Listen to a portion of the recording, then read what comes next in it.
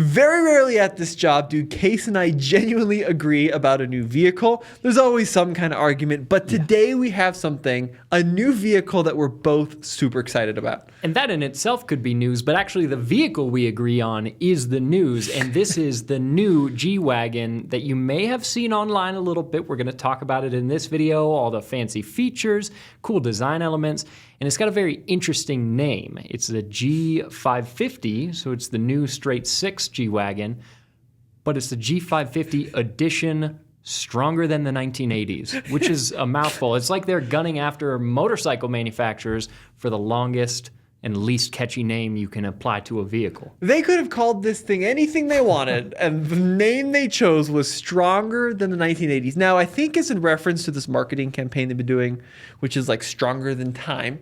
And this is a special edition throwback G-Wagon, which harkens back, as the name suggests, to the 1980s. Yeah, and on the exterior, from an immediate glance, they did such a good job. There's a few things that set this apart from the standard G-Wagon.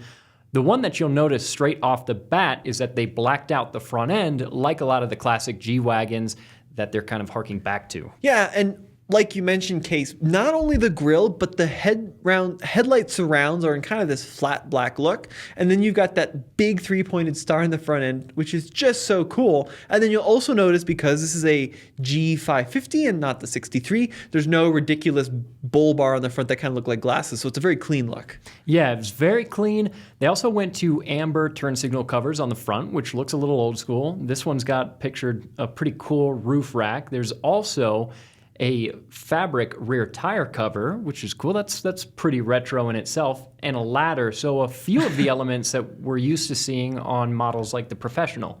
Yeah, and if you also notice, we got this retro Mercedes-Benz spelled out across the rear gate. And we should explain what this is reference to. G-Wagon has a long and storied history, right? Mm-hmm. And a lot of the most iconic G-Wagons that we'd see in retro movies were from the 1980s. Vehicles like the 280 GE, right? Yeah. And then there were diesel versions as well. And back in the day, the G-Wagon was designed to be, at first, a military vehicle, right? And then a very utilitarian off-road machine to get work done. It was not the luxury status symbol that it is today. So this is a version that kind of harkens back to those old G-Wagons. So we see a lot of really purposeful design. Yeah, and there's some other elements on here that really stand out to me. These straight silver Mercedes wheels really take me back to the early 2000s, which was an era of G-Wagon that I'm very familiar with because my folks had, I want to say, an 05 or an 06 G500 that had a very similar wheel design. So seeing that on this vehicle, I absolutely love that. It's a lot of styling changes. There's only 3 colors that they're doing on this. I believe cream, Colorado beige, but there's only one color to have. It's the agave. And it's crazy because we live in Colorado. Yeah, so we want to like the one named after our state, but come on. Yeah, I mean, it is such a great idea, and it's very different than what we've seen from Mercedes in the past. So, like, in recent years with G-Wagons, we have seen some special editions, but they're usually, like, with a designer brand. Mm-hmm. You know, like an upscale kind of fancy bougie brand. This is the total opposite, right? They're actually bringing this thing back to its roots. Look at the front end! So you'll see a badge here located, I think this is kind of in, like, the B pillar, isn't it, when you open the door? Yeah, because you can see the little door sill plate as well. Yeah, so Schockel approved is a mountain in Austria, if I recall, which is kind of like their Rubicon to prove that it was able to do that. And then if we look at the inside, there are some changes in there as well. Yeah, not as substantial. So on the dash, it says stronger than the 1980s to pay homage to what edition this is. Also in the center console, it'll be numbered. So they're only making 460 of these, and that is presumably a nod to the W460, which is the chassis code for the original G-Wagon. So you'll get to see which number yours is, although are they spelling it out or just saying one of? That's a great question, and I do want to ask the Mercedes contact, because if it's one of 460, still cool, but a lot less cool than 384. If it's individual on every one. Exactly. Now, let's talk about these seats, because this is going to be the biggest change. So there's kind of this two-tone black and white plaid. Now, one of the things that Mercedes from the 80s had a lot of was like a tartan interior. Yeah. And we saw that in G-Wagons. This is a retro nod back to that. I think they didn't go quite far enough, though.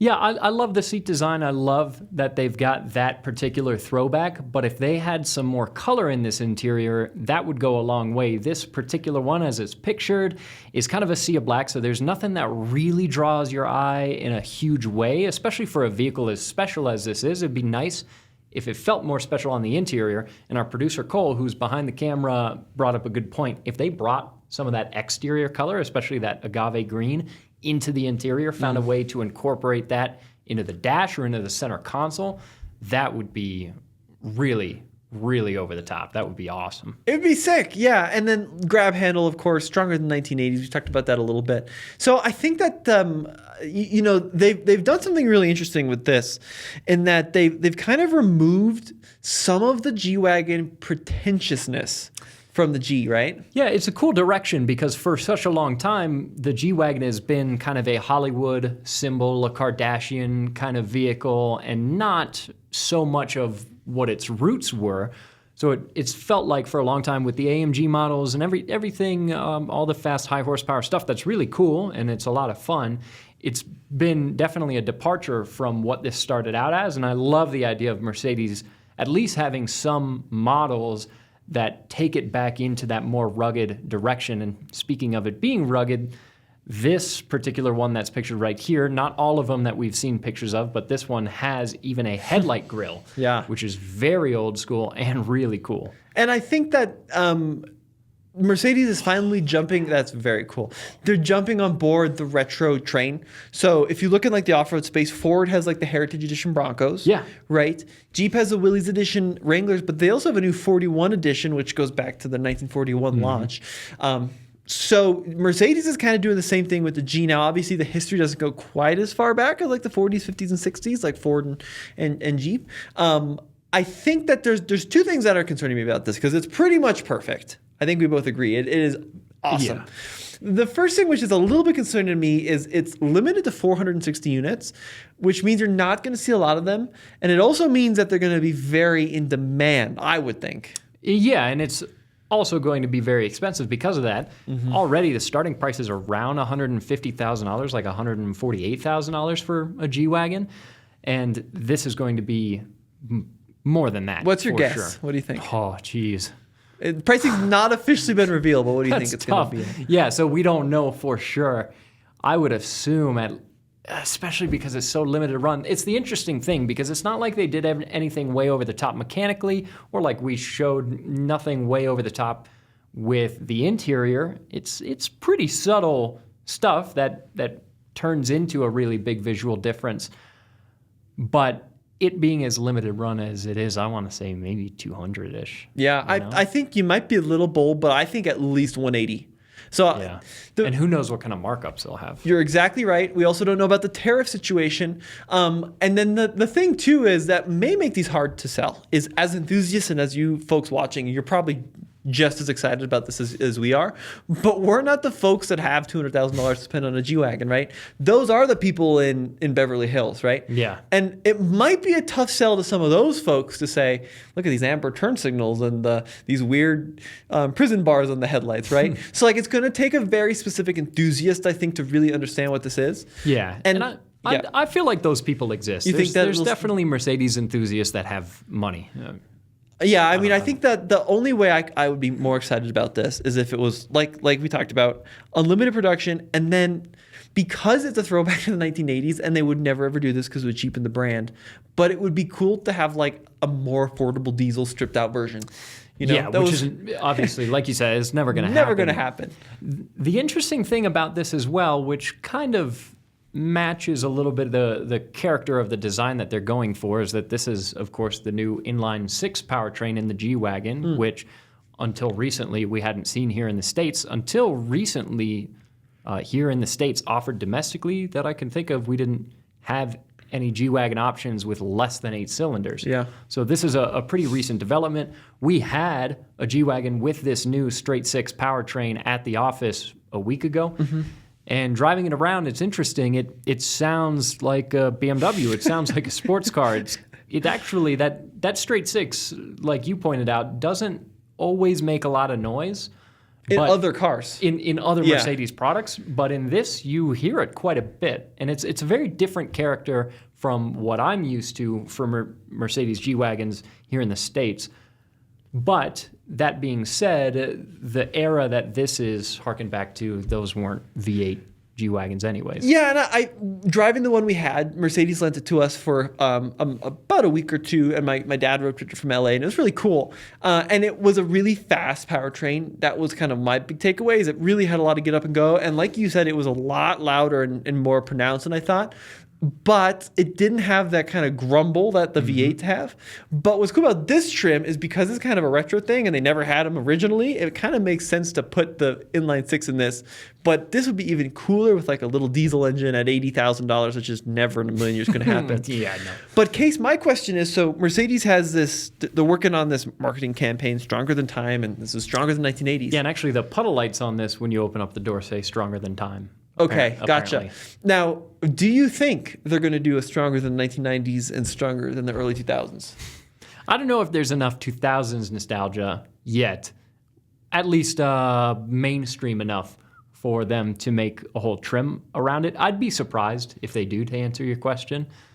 And it is an interesting name in general, just because you're paying homage to the 1980s, but also kind of putting it down a little bit in a way. I don't know. What do you think? I think that it is unlikely because, especially like the early 2000s was when we really started to see G-Wagons in the US. And they do have a pretty distinct look, which is usually silver or gray on black interior, right? With like the bar grills and these exact wheels, actually. Yeah. So I don't think it's out of the question. I do think a 90s one could be more likely. So back in the day, Volkswagen on the New Beetle, and this was like 2012, they had like they had a 60s edition, a 70s edition, and a 50s edition, and they had different wheels and trim, and like the 50s had steel wheels and the 70s were brown and like all this cool stuff. These guys have a little bit less to work with because they're really 80s, 90s, and 2000s. But I don't think it could be out of the question. And look, I think they make so much money in these special editions because sure, it's unique paint, but really there's not a lot of development cost here from Mercedes. It's gonna be really expensive, and enthusiasts like us go crazy for it. So I think there could be more down the line. Yeah, as far as parts that are unique to this versus other G-Wagon models that you can buy now, the amber turn signal lenses, the headlight grills, which don't seem to be a necessary part of it, so that's probably even additional money on top of the base. Stronger Than the 1980s edition. These wheels, I don't think you can get on other models. But what, the roof rack and the ladder are even part of the professional? You might be able to get those, yeah. A lot of this is like that exclusive manufacturer, what do they call it? They've got a word for it. And I'd be curious, I bet these wheels might even be pulled straight off of the one. I mean, they are so similar to the ones from like 2010.